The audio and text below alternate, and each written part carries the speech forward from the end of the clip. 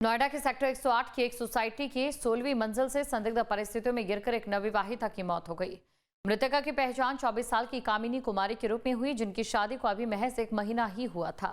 घटना के बाद से इलाके में सनसनी फैली है। मृतका के परिजनों ने पति पर दहेज हत्या और प्रताड़ना का गंभीर आरोप लगाया। क्या है ये पूरा मामला? सोशल मीडिया की दोस्ती से लेकर 16वीं मंजिल से मौत की छलांग तक की पूरी कहानी देखिए इस रिपोर्ट में।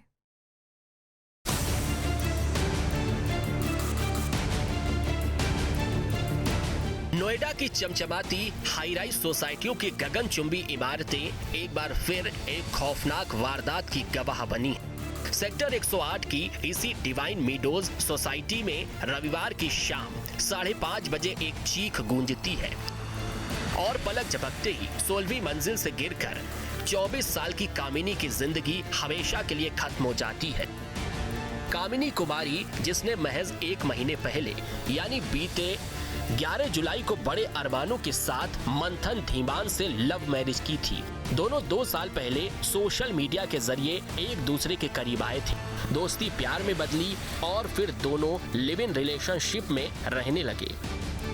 परिजनों की मर्जी से धूमधाम से शादी हुई और दोनों इसी सोसाइटी के फ्लैट नंबर 1602 में किराए पर रहने आए। लेकिन किसे पता था कि इस प्रेम कहानी का अंत इतना खौफनाक होगा।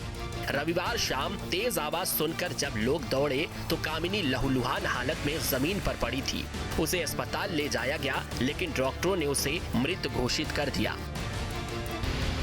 लेडीज ऊपर से गिरी, एक्सपायर हो गई। जिस वक्त घटना हुई जिस वक्त घर में और कौन कौन लोग मौजूद थे? उसका हस्बैंड। अच्छा, लड़का लड़की का दो ही लोग थे। हाँ। ये कितने समय से यहाँ पर रह रहे थे लोग? ये रह रहे 2 साल से। लड़का रह रहा था कि लड़की रह रही? लड़का लड़की साथ लिव इन में रह रहे थे। हाँ। और फैमिली के लोग भी आते थे? हाँ, फैमिली। अच्छा, परिवार के लोग भी आते रहते थे। कभी ऐसा लगा आपको कि झगड़ा हो रहा उनके बीच में? कभी ऐसा नहीं, पहले तो कभी नहीं।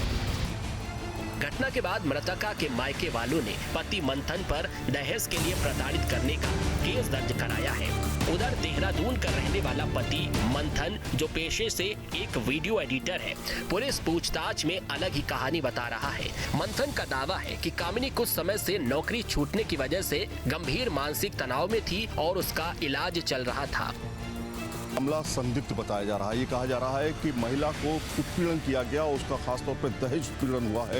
ये मामला इसलिए क्योंकि जो परिवार पक्ष है महिला का, वो आरोप लगा रहा है उसके पति पर। दरअसल ये जो आप सोसाइटी देख रहे हैं डिवाइन मेडोज, इसके एक लिली टावर में 16वीं मंजिल पे एक महिला रहती थी। अपने पति के साथ में शादी को सिर्फ 29 दिन ही हुए थे और 16वीं मंजिल से कूद कर उसने सुसाइड कर लिया।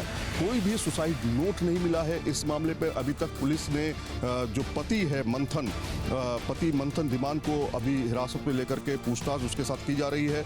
महिला एटा की रहने वाली है और पति धीमान जो है देहरादून का रहने वाला है। दोनों की शादी अभी हाल ही में हुई थी और किराए पर दोनों लोग जो हैं वो रहते थे यहाँ पर इसी सोसाइटी के अंदर। पुलिस पूछताछ में मंथन ने बताया कि कामिनी कुछ पिछले दिनों से समय से डिप्रेशन में थी और उसका इलाज चल रहा था। हालांकि पुलिस की ओर से इलाज संबंधी कागजात मांगे जाने पर कोई भी दस्तावेज उपलब्ध नहीं कराए गए। मौके से पुलिस को कोई सुसाइड नोट नहीं मिला है। थाना सेक्टर 39 पुलिस ने शव को पोस्टमार्टम के लिए भेजकर तफ्तीश शुरू कर दी है। फॉरेंसिक टीम ने भी बालकनी और फ्लैट से उंगलियों के निशान और साक्ष्य जुटाए हैं। क्या यह वाकई मानसिक तनाव में उठाया गया आत्मघाती कदम था या फिर इसके पीछे दहेज लोभियों की कोई खौफनाक साजिश है? थाना क्षेत्र 39 में 112 नंबर के माध्यम से सूचना प्राप्त हुई थी कि एक महिला के द्वारा 16वीं मंजिल से गिर गई है। इस सूचना प्राप्त होने पर स्थानीय पुलिस तत्काल मौके पर पहुंची और महिला को तत्काल अस्पताल ले जाया गया, जहां पर डॉक्टरों के द्वारा उनको मृत घोषित किया गया।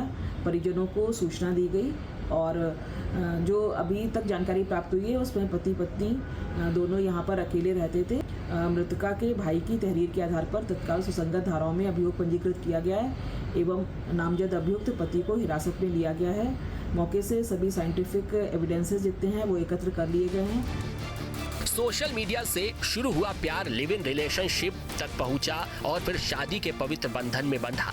लेकिन महज 30 दिनों के भीतर 16वीं मंजिल से गिरकर हुई इस मौत ने कई गंभीर सवाल खड़े कर दिए हैं।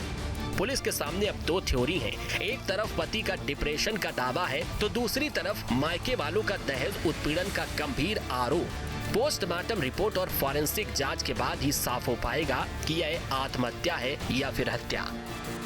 Team news 18।